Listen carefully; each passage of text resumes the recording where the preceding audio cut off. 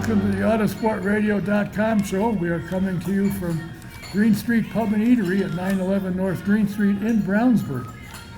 This program is being presented by the Indy Dental Group. Indy 500 veteran Dr. Jack Miller and his wife Dr. Liz Lewis have a phenomenal practice. They're now up to 6 offices. If you need dental work, you think you haven't had any check lately, you need to check them out. Give them a call, make an appointment. The number is 317-846-6125. Their main office is at 92nd and Meridian. It's easy to get to off the interstate. If you need dental work or you haven't had a check them out.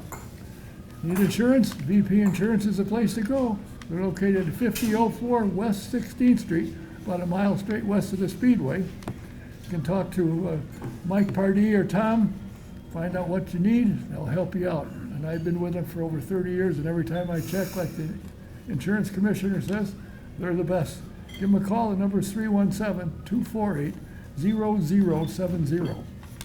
SVRA, what a phenomenal organization it is. They got the F3 and the F4 series now, run by Scott Goodyear. They have brought back the Trans Am series to bigger than what it used to be. It's phenomenal. Want to find out where they're performing or what the events are? Go to svra.com and you'll be glad you did. They got sports cars, vintage sports cars. They got the Trans Am. They got the F3 and the F4. They got a full weekend when you go see them. A couple of quick announcements. We are joined tonight by 2 first-timers. Sitting in front of Sharon is her daughter, Beck. She came down from Michigan to tend 2 old people. And her granddaughter, Courtney, who's sitting at the end of the table, is also here to oversee our recovery or whatever it is we're doing. My initial first guest, when I invited him, he said, let me put it on the calendar. I said, okay, I got it. All right, we're set. That's Jim. I texted him today and said, are you going to make it? You're set to go? And he said, uh-oh. I won't tell you what he said, but it wasn't uh-oh. He said, I forgot to look at my calendar, and there's a guy's night out, and I completely forgot to check my calendar. So he's dead on for the next one, believe me. But he said, no problem. So I contacted Conor and said, are you available at 7? He said, sure. So I think a good choice. A lot of interesting things. Conor Daly. Thank you. Now, I had to move some things around, and by that I mean I didn't. But yeah, I'm impressed though. I do have a call after this at 9:30. I'm doing business all day. Well, I have a call with someone in Singapore, so. Oh well, that's everyday occurrence, isn't it? We're just trying to work, trying to be a race car driver. Well, you have obviously proved that people think you are a race car driver, because if it's got 4 wheels and a motor, you've been driving it. You did well again in the 500 this year. Didn't finish where you probably should have, but you up front again. So one of these days is going to be your day. Have you anything on your schedule at IndyCar for the remainder of the year? Not yet. Not that I know of. Realistically, nothing was on the calendar. I've received an interesting call over the last week about maybe something that might come into effect, but I would say everything's a low likelihood until it happens. Yeah. IndyCar is psychotic this year, it seems like, when it comes to what's going on. So I have no idea what to say. I mean, we've seen, it's an unprecedented era for, I think, just legal documents. I thought legal documents were real and they were you could follow them, but I mean, I saw personally that you could easily get out of them. It's definitely an interesting era. So I don't know if it's just people are, as soon as you lose the attention span of the team owner or something, it's just we need the next guy. It's really, it's an odd situation to kind of look at, considering where now I'm kind of I'm more of the veteran in this world now. When I was a rookie, none of that stuff was going on. It was, if there was a substitute driver, it was whoa, it was a big deal. It was this is kind of crazy. So now it seems like there's 400 drivers a year, and it's just whoever's got right place, right time, right amount of money too, and it's just kind of wild. Well, during the broadcast when Alexander Rossi put himself out of the race. The Yeah. first thing they said is, I hope Conor's here with a helmet. He did perfect. That's what, they said, Yeah. you're the first one they mentioned. It would have been nice. I mean, I text Tony that night too, and I was like, the one weekend I'm not there, huh? I won't say what he said, but I mean, honestly, like that situation with McLaren, do I really know if they would have put me in still? I don't know. I mean, it seemed like it probably would have been easier than flying a kid from France all the way across the world in a night, but I was busy, so honestly, it was a great weekend for me anyway, and realistically, it still would have been a very difficult challenge for me to just get in after missing practice yet again, which is the story of my life. Yeah. And you want to try to do well. And poor Theo, I mean, the guy did not have any time. And again, it's even a driver like him, who I think is very talented. It's not easy to get in a car when you miss a session, miss practice, and compete against some of the best guys in the world. It's just not. It doesn't matter who you are. It doesn't matter if you're the greatest driver since.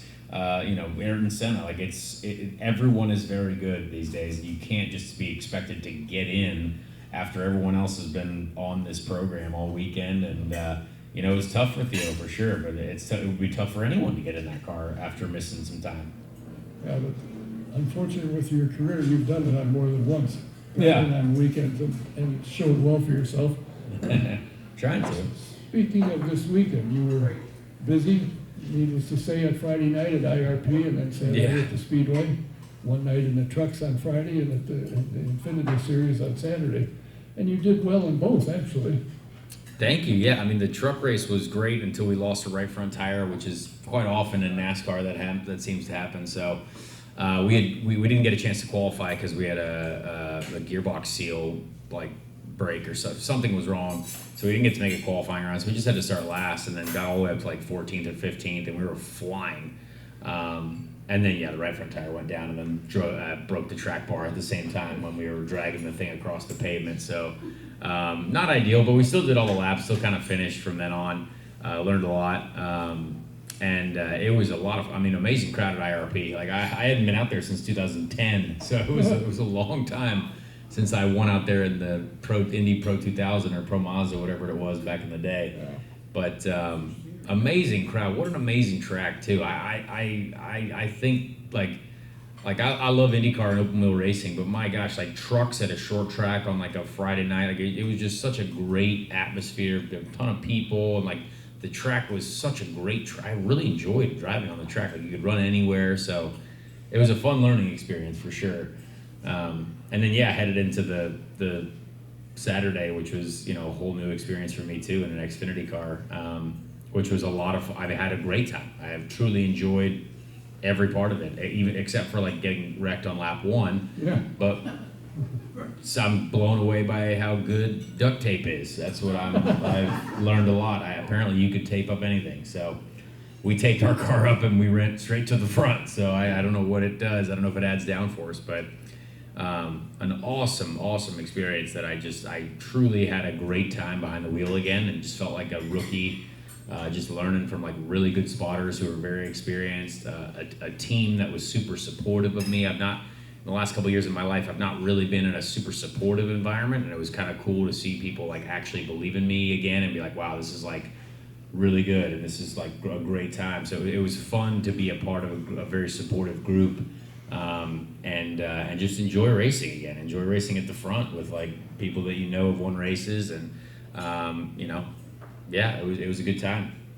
As I said at the start, your talent is obvious. You get calls from people who know you can drive a car. All you got to do is get behind the wheel, strap in, and go. Is there anything in your future with the team, the Xfinity team, or the Truck Series team?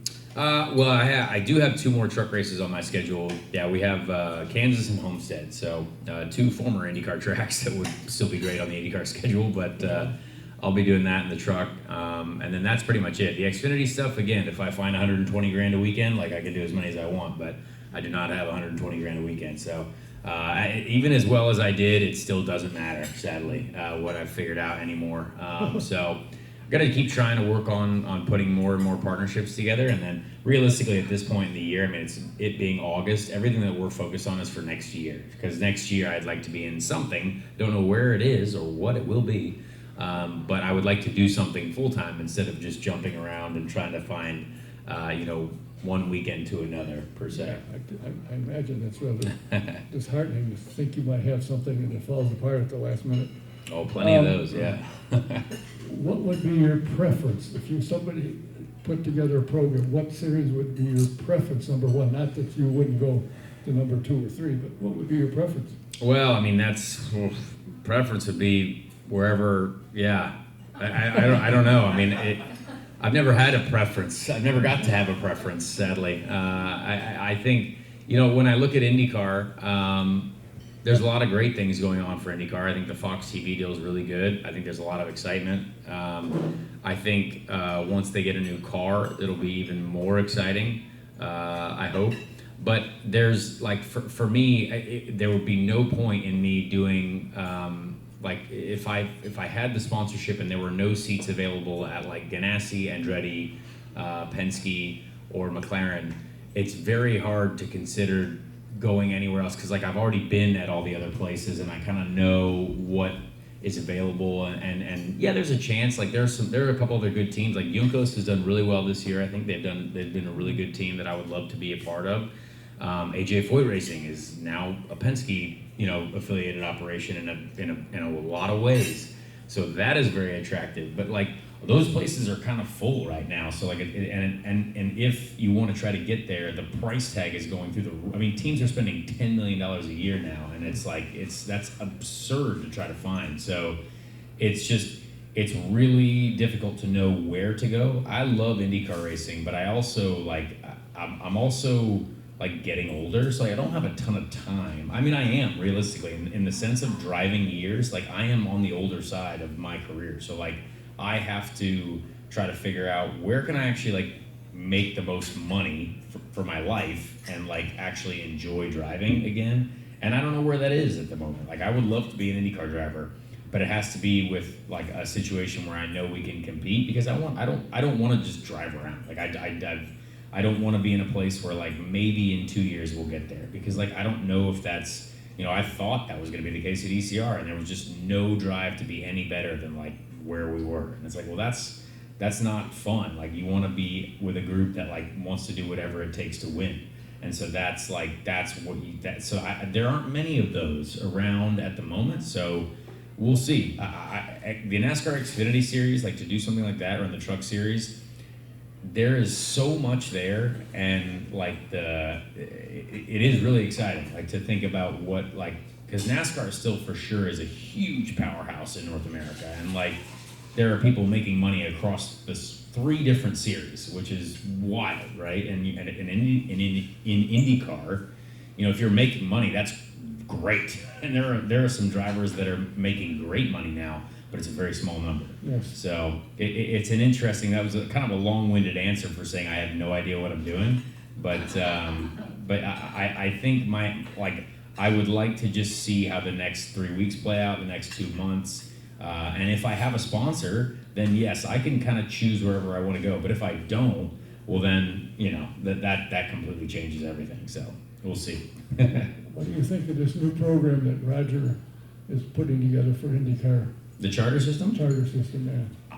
I think it's good, and I got to chat with Roger a lot about it on the way to Iowa, and I think it's good. You have to create value for these teams, because right now the value is the $1 million that you get with the leader circle money, which is great, but there has to be a way, what NASCAR did with their charter system was really good. It creates at least some sort of value to get into the series and to be a part of the series, and we can't have 29 cars on the grid because there isn't room for 29 cars on the grid. So you go to Toronto, you go to Mid-Ohio, you go to St. Pete maybe, you go to a couple tracks, there is no way you can run 29 cars. So you have to almost put a limit on it, because then it makes the entries that are there more valuable.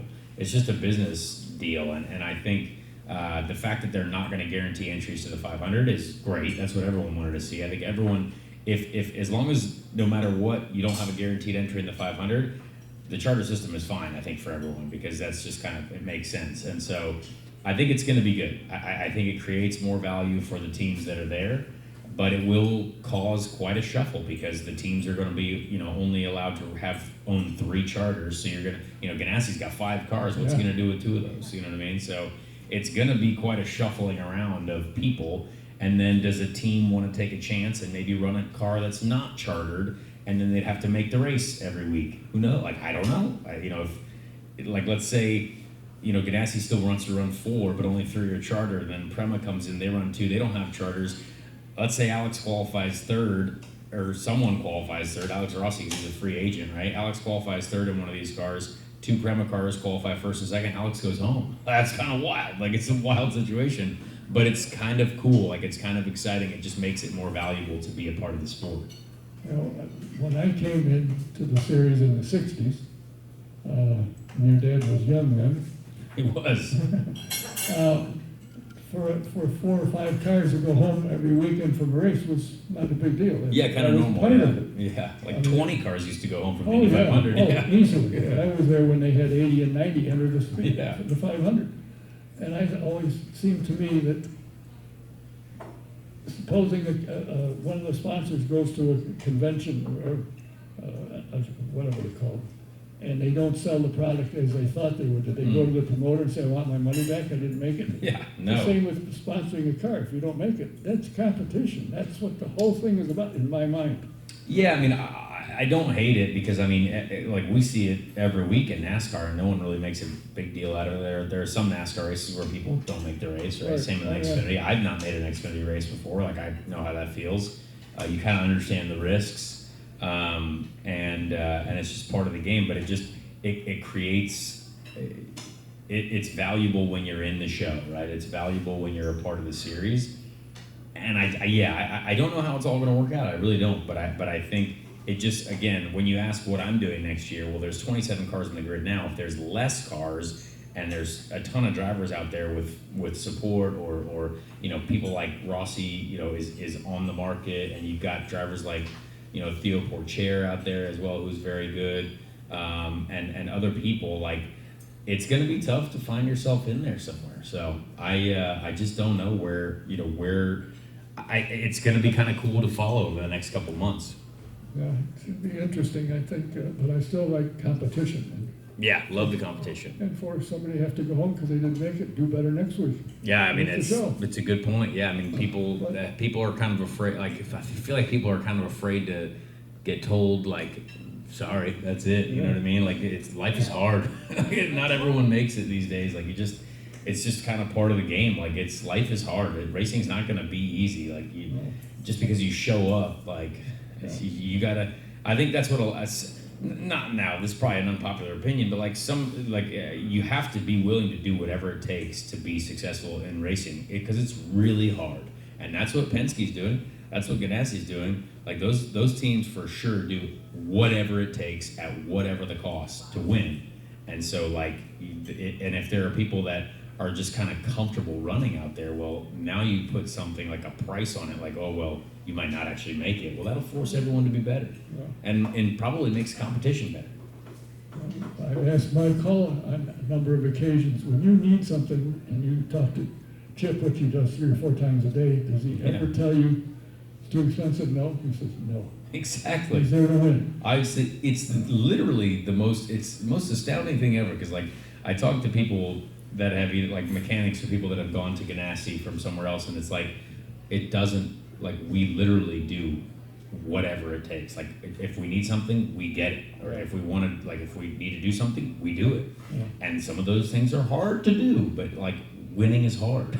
Like, that's a lot of people, like, that's part of the equation, is like, Penske shows up every weekend to win. They don't show up to participate, right? They do whatever it takes. Yeah. So, and it's an admirable job, because, like, I've been on all the other sides of that now, and it's like, yeah, you got to be perfect every day. You got to be the best you can be, and it can still go bad for those guys too. Like, shoot, Penske had a terrible weekend in Toronto, so, like, it can be really bad. But you still know that when they show up next week, guess who's going to be the people to beat? Probably Ganassi and Penske. You know what I mean?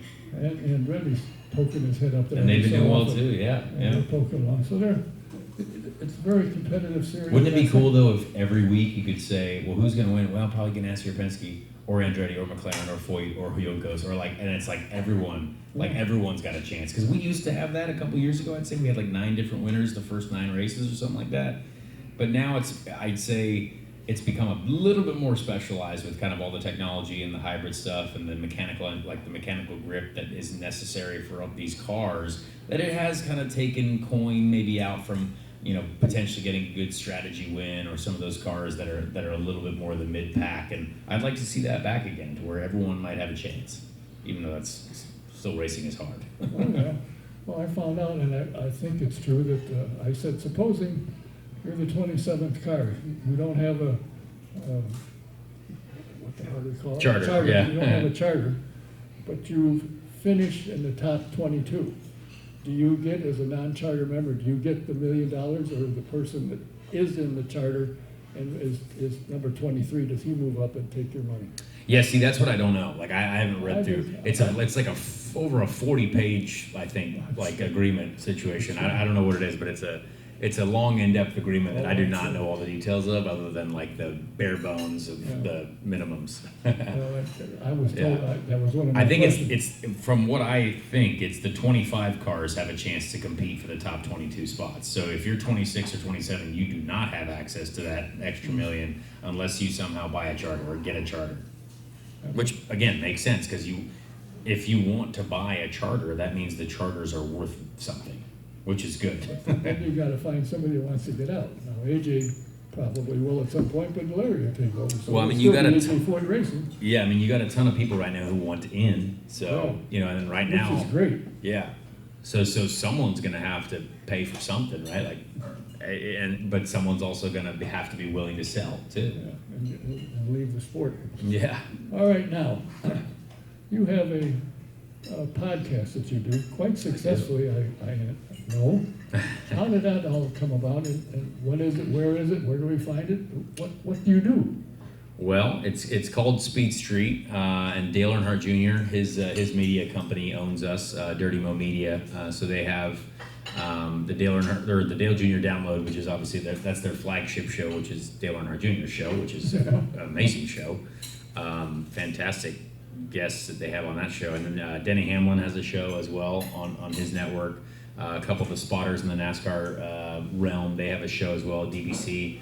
And then our show too on the IndyCar side. They wanted an IndyCar show in their repertoire, and they liked what I guess talk about when it comes to IndyCar racing. The show started like 2 years ago now, maybe 3 years ago now, with originally my buddy Joey Molinaro, but Joey was having a second kid, and he was focusing on a bunch of other stuff, so he left at the beginning of this year to kind of go do his own thing. But I have another buddy, Chase Holden, now, who was a huge NASCAR fan, but started to come to IndyCar races and loves IndyCar racing.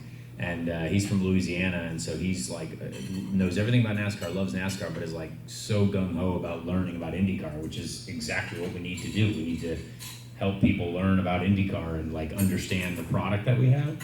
So he's been cool to work with, and yeah, we interview the winner of every IndyCar race every week after the race. We've had a bunch of other, we've had Formula One drivers on the show, NASCAR drivers, actors, DJs, musicians. So it's kind of fun to just talk to people about motorsport, talk about IndyCar. And yeah, it's on YouTube. It's on every podcast platform you can find. So Apple, Spotify, all that stuff.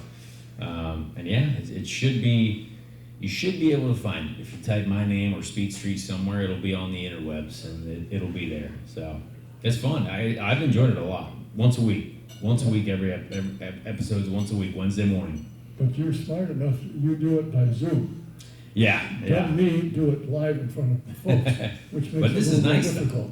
I wish I could do it like this. It'd be more kind of, it's cool. But we do it how we do it with our technology right now. Yeah, well, Best we can do. nothing wrong with that.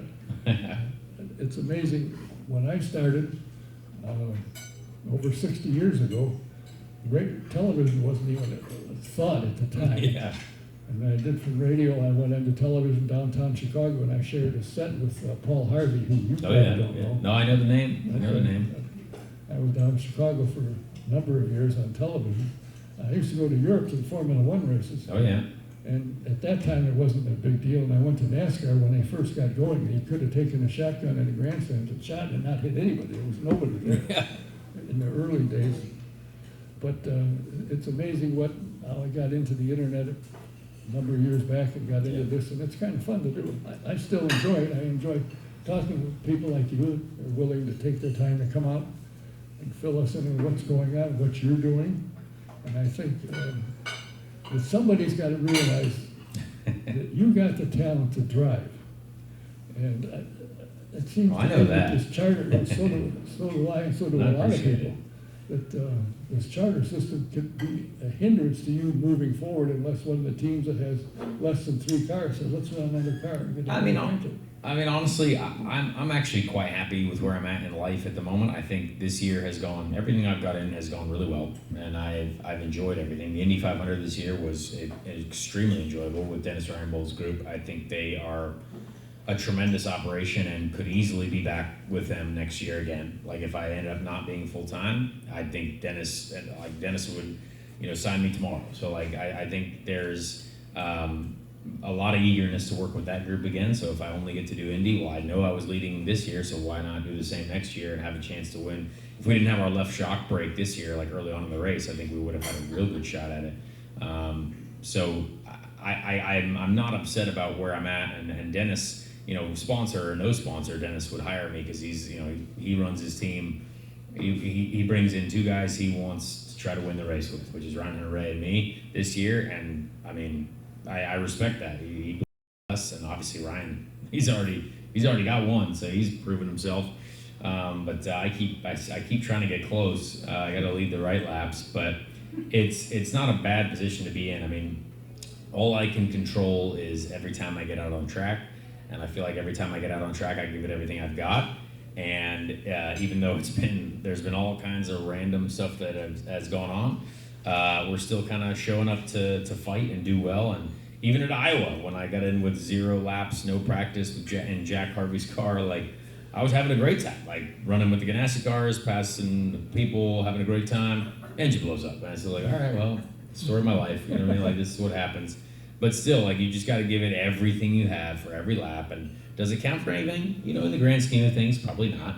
But it's still, you just never know what can happen. And I'm not upset about where we're at. I feel pretty good. I've got still several races on my calendar this year: 2 NASCAR truck races, a couple of sports car races in the SRO series in a BMW, and then just trying to figure out what next year looks like. And I get to talk about IndyCar every week on my podcast, which is fun. I get to talk to my friends, people who win the races, and so on and so forth.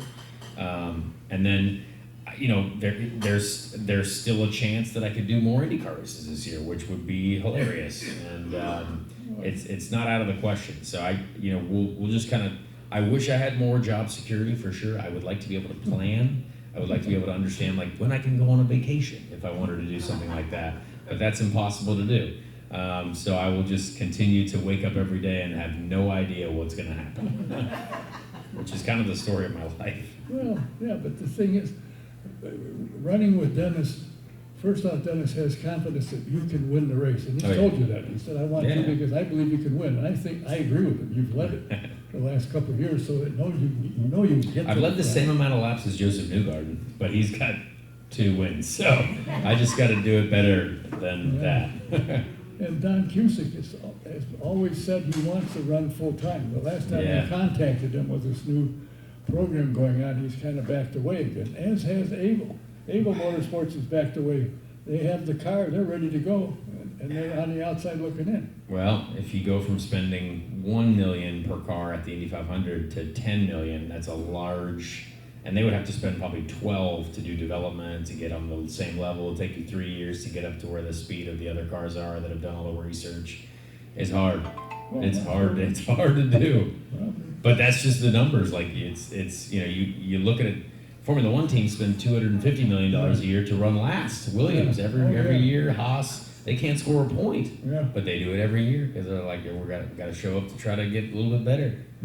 Yeah, it's a crazy money situation. And Dennis is actually quite smart because he's showed up. He's very good at the Indy 500. every year, which is, and he's got great people there, thoroughly enjoy working with that group. And he ends up making money. We all make money because it's like we make the race, we sell the sponsorship on the cars. Dennis makes money, he doesn't pour money into it, lose a ton, and we're all happy. But I just wish we could create 17 more of those weekends, you know what I mean, where everyone is happy and everyone can be successful. Well, he has told me last time I was here, that if the money was available, the sponsor was available, he would run full-time, but Oh yeah. most of his guys who work for him full-time all year long. Oh yeah, yeah. He's got Great other people cars. too. He's got a full-time crew, 24/7, well, not 24/7. Yeah, that'd be a lot. And ready to go, and if he got the money, he would run it. He would. He definitely would. Yeah. And I even like begged him to run like Nashville at the end of the year this year. But even still, when you think about it, it's like, well, you'd have to get a hybrid unit. Can't get one of those because there's not enough. And just it's just, and then the car changes entirely weight distribution wise. You got to have development, new aero package. They don't know what tire they're going to run yet. We missed the test. There's going to maybe a test, but then we still couldn't get a hybrid unit. It's all the small things that you just have to think about. It makes it very like. That's why I think you have so much respect for the teams that do keep it running every weekend, because there's a lot that you got to be on top of to be, to not only show up but to be competitive. I'm impressed. Like Dale Coyne, his guys, and he's had so many different drivers in those cars this year. But like Dale always shows up, and he's got his guys there. Some great people there too. After working with them, really like those folks there. But yeah, I mean, it's a challenge to show up every weekend ready to go. And Dale, he gets a driver. Yeah, for a day. He comes in, they drive for him for a season, they do well, and somebody grabs him. Now he starts all over again. And there's been a lot of drivers that have been successful in race winners that started out with Dale Coyne. Yeah, he's a great player. It's for an opportunity right now there with Dale is probably going to be, when you're talking about budgets, it's going to be on the lower side of if you've got some sponsorship or funding, and if you showed up to any other team, they would not take it. But Dale is in a position to where I think he can make things happen for people, because he understands, he is obviously successful enough in his own right to be like, all right, well, I'm going to give this person a chance if they've got at least some budget to bring, and that's that's part of the game. And maybe it's Toby Sowery did really well in his first race. You're like, wow, all of a sudden this guy finished 13. That's a huge win for those guys. So it's a bit of a gamble, but Dale gives people a shot to just show up and take a chance, take a shot at it, which I respect. Every so often during the week, he visits one of his barbecue restaurants. Oh yeah, I'm sure they're forgot about doing those, well. Yeah. I used to go to one. I didn't realize until I got to know him that he owned it. I just went there because it was good. I'm surprised there's not any Sonny's Barbecue logos on those cars anymore. They should really put those back on. Those are good looking cars. Justin Wilson back in the day, remember that? Sonny's Barbecue wagon, yeah. I think he sold a few of them now. Probably. I'm not sure. He's probably got a lot going on that we don't know about too. Oh, He's just very successful behind the scenes. Yeah. So your life is a leisure life. You wake up in the morning and say, what am I doing this weekend? Or who might I get a call from? Yeah. Well, who do I have to call? I am the one making the calls. But sometimes whatever the names that pop up on my phone are very interesting. It just depends. Well, I have a feeling that it can't be too much longer. Somebody's going to call you with an offer of something that, in my opinion, you deserve. I mean, you've shown you know how to drive a car. In Europe, when you were over there, you did very well. You had one boo-boo, but you survived that and did well in Europe. I think it's more, these days. It's not going to be an opportunity that's given to me. It's an opportunity that I'm going to create. So it's sadly that's the era that we're in. But I'm very familiar with that, and like the Polkadot partnership that we've got, that's been very strong, very good. And we plan on creating the opportunity for ourselves. So me, my manager, and we'll make it happen. And either way, we're going to show up at the Indy 500, I'm sure, and have a great opportunity there. But yeah, it's just about every day there is something going on. Talk to people all day, email people all day, just work on stuff, just produce content, produce stuff that builds the brand. And yeah, and you don't have to wait on a call if you're the one that makes the opportunity for yourself. So That's true. that's what I want to be able to do, because you don't go very far on just hopes and dreams, which was what I've figured out. But if you create it for yourself and you give yourself that opportunity, then it's all even more worth it. So that's the plan. We'll see how it works out. But. What I have mentioned to drivers said, I don't need a resume. Yeah, you do, because the company you're going on, they don't know. But see, I used to win everything, and that didn't matter. So I'm just going to go ahead and create it for myself and be like, well, I'm back. Here we are. Yeah, you've got to sell yourself. There's no question Yeah. about that. And speaking of that, what is Polkadot?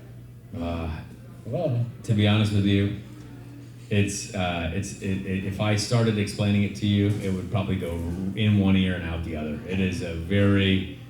It's a very high tech, next level, like Web3, blockchain technology, stuff that is far above where we're at right now, and it would take me an hour.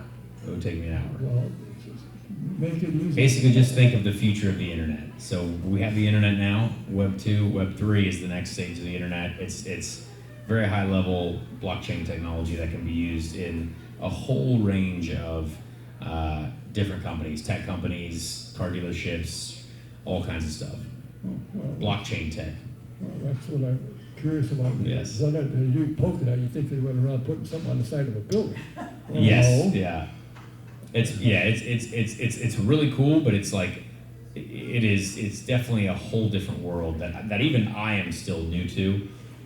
But it's in the crypto space, obviously, but more so like, Shell builds on the Polkadot network. Deloitte, which is a sponsor of Ray Hall, like they work with the Polkadot network. Mythical Games, the NFL has a game on the Polkadot network. There's a lot of gaming involved in there too. So there's a lot of stuff that is very high level that is involved with Polkadot. So it's kind of it's a cool group to be a part of, but it's very like tomorrow I'm going to Boston to Harvard for a hackathon, which is like some of the smartest young people in the world are going to develop apps right in front of me in a 12-hour period, and the winner gets $20,000. Like it's crazy, like what they're doing. It's like some of the smartest people in the world.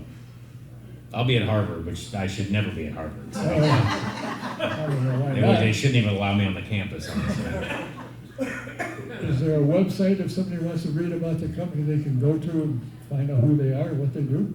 I mean, honestly, if you just Google Polkadot, yeah, it's right there. There's all kinds of stuff there. But honestly, on all my channels too, like I did a whole video on YouTube about like a very rough overview of it on my YouTube channel. But yeah, and if you got a hero card of mine during the month of May, there's a QR code on that too. You can scan too. So they're on all of our hero cards during the month of May. I know, it's crazy.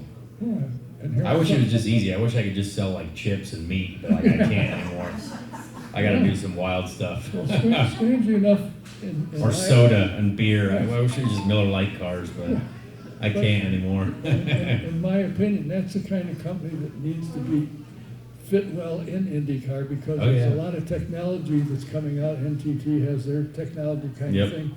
And the companies that are involved are into technology. It's a perfect place for them to be. Open eyes, because there are company owners and CEOs that watch the event and say, oh, maybe we ought to look into this. Yeah. Smart. Yeah, and the whole way, it's kind of wild, but Polkadot itself is not, there's no CEO, there's no CFO, there's no CTO, any of that. The whole reason I got a sponsorship, the partnership, it was voted on democratically by like the community of people that are a part of the Polkadot world. So like, I just have to sell it to the group, and it's like, yeah, this seems like a good idea to spend our money on, and that was how it worked. So it's kind of like I just campaigned for this type of partnership, and everyone, a lot of the folks went to the Indy 500 with me this year, and they're blown away. They're like, this is the craziest thing we've ever seen, and because it's the coolest thing ever, and so it's introducing new folks to IndyCar, but it's also introducing IndyCar to a new technology that they might know about. Well, that's great. Yeah. Well, I'm sure everybody will agree with me. We'd like to see you behind the wheel of something. I'll do something at some point, yeah. Yeah, I'm sure you will. And it's interesting to me, because I've always thought that the trucks left IRP some years back and went over to IMS, which is a great place, but for the trucks, it's not the place to be. No, IRP is the spot. Perfect. Yeah, IRP is the spot. In fact, in the day, they used to build bring in grandstands around turns 3 and 4. They had, Oh yeah, I there can were see so that. many people there. Yeah. But now they made it for motorhomes.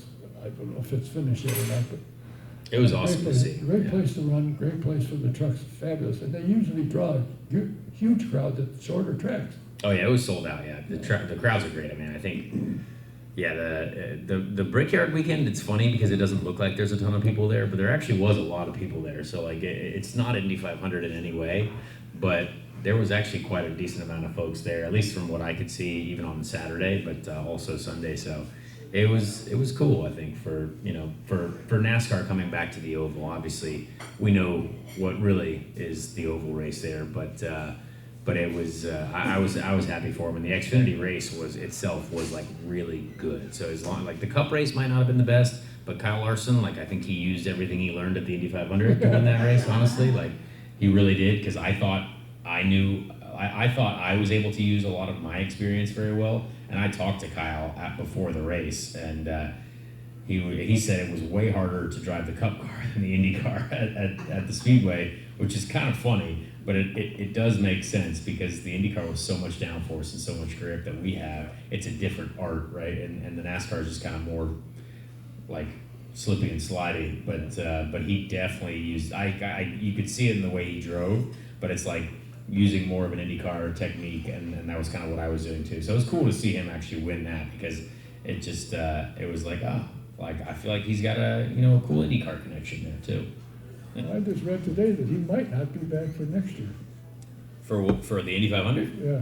I thought he shouted at the crowd that he was going to do it Yeah, again. he may. He That did. will Yeah. probably be what Yeah. Rick Hendrick has to say about it, maybe. But Yeah, I mean, sadly, driver can say whatever they want, but it's still about the business side. So I certainly hope he does it again. It would be a travesty if he didn't do it again, but I think he will. He definitely. I hope he does, because Yeah. I think a lot of the folks were there to see him and how he could do. And he's won it. In his career, he's won it. He wins on dirt. He He's wins on very everything.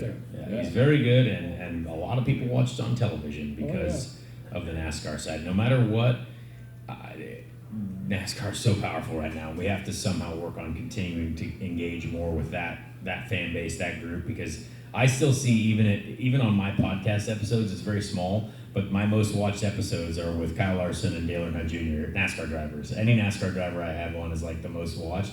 So it's just so powerful. So like hopefully there's more of a intermingling of the communities, because I think that there's a lot of NASCAR fans who could really enjoy IndyCar too, and then vice versa. So hopefully we can figure that out. And I've been after IndyCar for years.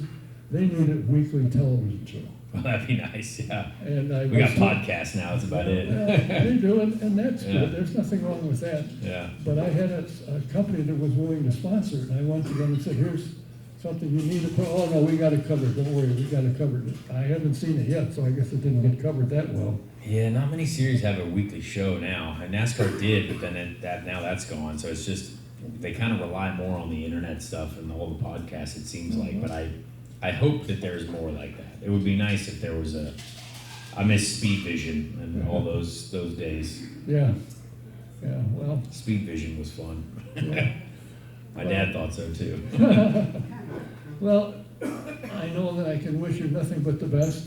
Thank you. And with everybody here, they'll be thrilled to hear you say, Mr. Hall of Fame wants to say something. Not hardly. Oh, I thought you were gonna say something. He was just waving at you.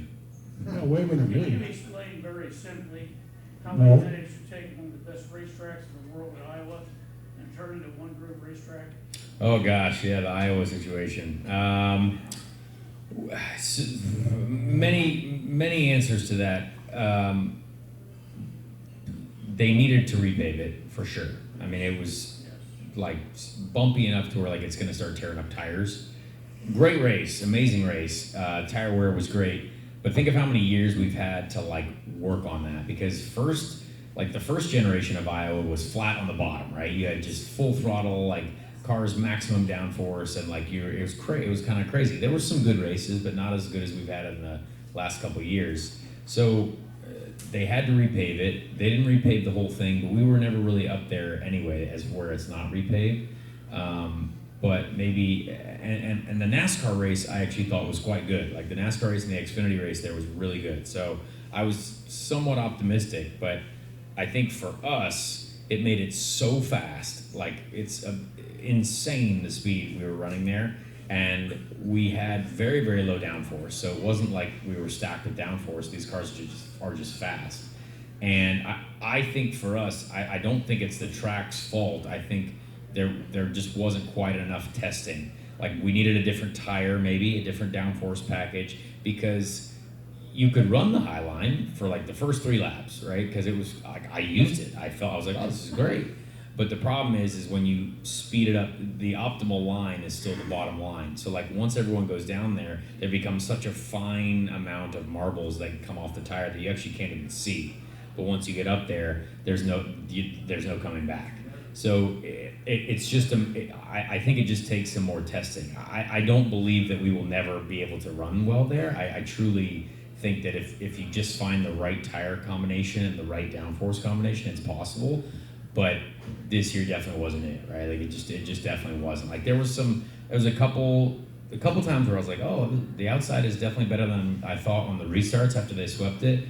But no one can stay up there long enough to really grip it in. And even the Highline session that they did, it actually looked quite good. But they ran the Highline session on a different compound tire, because they didn't have enough compound of the other one to run it on the tire that we were racing. So it was kind of just a bit of a different thing. And that's just kind of, they have to do that because of the amount of tires that we've got, et cetera, and the amount that we kind of have to adjust to it. So I haven't lost faith yet, because it is really cool how fast we were going. And when I think about it, we were so fast when Iowa was first to track, because they could run full throttle on the bottom. And we're not flat, but we're really fast, but we're not flat.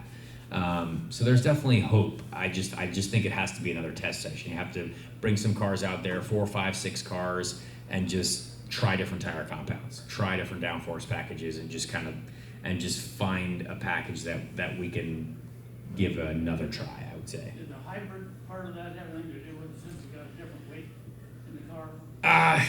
Not really. The hybrid, I don't think really did much. I mean, the balance of the car changes a little bit, and it's just flat out heavier. But I don't actually think that was as a contributing factor as like just the tire, the track, and the downforce. I think. The hybrid. I didn't even use the hybrid for the first whole stint. Just because I didn't know where it was. I didn't know what the button was. But I found it eventually, and it was like, if you use the hybrid to maximum efficiency, you got 0.06 on lap time. So like, it's 0.06 of a second, which is quite small. So the hybrid's gonna be more effective as you continue to develop it, as they get better, more and more learning. Like I think Toronto was a bigger use for the hybrid. I thought the race was way better than Mid-Ohio. Mid-Ohio was a terrible race. But like Toronto, they started figuring it out a little bit more. You start to get better, and you'll kind of see more of that. A lot of people think the St. Louis might be a better race with the use of the hybrid and the way that track works. I obviously don't know, but they did some testing. They did a lot of testing there at one point. So it's just hard because it's all new right now. And it's happened to be in the middle of the season when it's all been introduced. So it'll definitely take some time, but I haven't lost faith in the ability to run like short oval as well. I'm very curious to see what St. Louis looks like, honestly. I think that'll be, I hope it's a good race. It's one of my favorite races. You need to be in a car. What? I'd love to be that at every that year. one. I know. That one's my favorite. I would love to be at that one, but who knows? One thing Maybe I'll find out tomorrow. One thing I would Or the night before the race. One thing I would do this year to improve for the fan is they moved that viewing from behind the pit wall on the back, above in the back straightaway, so it wasn't. And we had a night race. Yeah. Oh, night races are so much better. Yeah. That Saturday night race was just, racing at night is awesome. I think that's such a great. I wish they'd go back to Richmond. That was a fabulous race. Richmond, Texas, Phoenix, yeah. Richmond Homestead, Kansas. Richmond was a great Yeah. race at night, and I was there for every one they ran, and I'd go out in the parking lot, just wander around because nobody knew who the hell I was. So what do you think? God, these cars are fast. Yeah. Really? They're faster than NASCAR? Oh yeah. Oh yeah. I said, for Pete's sake, I think that when they're under caution, they're running faster than NASCAR, right? Yeah. Wow. I wish we could race at Richmond. wish we'd go Richmond back. would be a really good one. That would be a really, really good one. Well, as I have said, we are all behind you. Thank you. Thank you.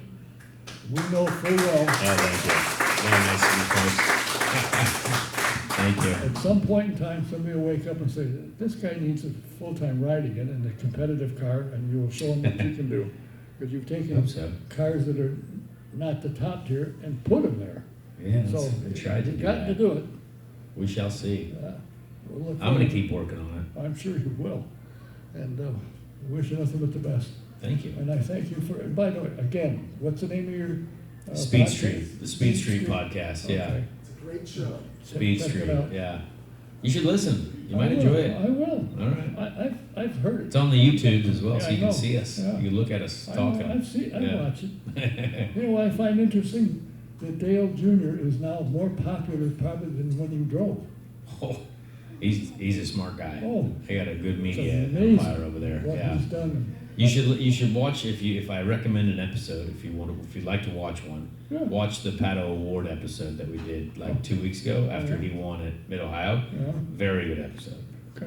Pato, I have a great conversation with Pato. Very honest, and I think it's cool to learn because I think he's very good and very famous. But I haven't really got to actually talk to Pato much because he's so famous. But I got to actually just talk with him, and it was a cool interview to know more about how he got to where he is now and why he's so good. I think it's a very good conversation if you want to listen to it.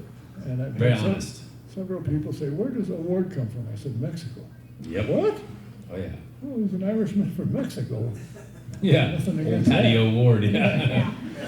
Yeah. All right. Well, thanks for your time on relatively short notice. I appreciate you taking the time. Good luck No to you problem. going forward. And unfortunately for you, I know how to get a hold of you. You do. When something Yeah. spectacular happens, the door will knock again. There you go. Thanks for your time. Thank you, sir. Conor Daly. Thank you, guys.